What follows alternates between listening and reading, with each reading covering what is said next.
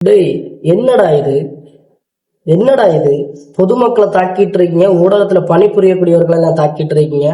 உங்க அண்ணன் உதயநிதியை கைது பண்ண எதற்கு? நாட்டுக்கு நல்லதுக்கு வேண்டி போராடலாம் சொல்ல கிடையாது. ஆபாசமா பேசணும். ஸ்டேஜும் மைக் இருந்தா என்ன வேணாலும் பேசலான்னு கிடையாது. எதுக்காக போனோமோ அதை மட்டும்தான் பேசணும். அதை விட்டுட்டு முதல்வரையே தேவையில்லாத நபரை பத்தி ஆபாசமா பேசணும், கைது பண்ணதான் செய்வாங்க. அதுக்கு ஆர்ப்பாட்டம் சொல்லி பேர்ல அதுவும் அவரை கைது பண்ணல, விசாரணைக்குன்னு சொல்லிதான் அழைத்து கூட்டிட்டு போறாங்க. அதுக்கே நீங்க வீதியில ஆர்ப்பாட்டம் சொல்ற பேர்ல பொதுமக்களை தாக்கிட்டும் ஊடகத்தை தாக்கிட்டே இருக்கீங்க.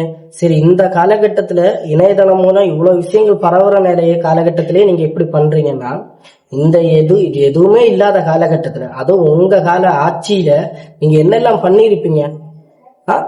அப்ப எவ்வளவு நடந்திருக்கு உங்க ஆட்சியில? மக்கள் கொஞ்சம் சிந்திப்பாங்கல்ல.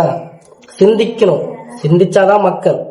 இதெல்லாம் மக்கள் பார்த்துட்டு தானே இருப்பாங்க. இனி ஒரு காலகட்டத்துல தமிழகத்துல திமுக வராது, ஒரு காலம் வராது. இனி தப்பி தவறி திமுகன்னு ஒரு கட்சி இங்க ஆட்சிக்கு வந்தா தமிழ்நாடு அதோடு சுடுகாடாவே ஆயிடும். எல்லாத்தையும் கொன்னு அடக்கம் பண்ணிட்டு தான் விடுவாங்க.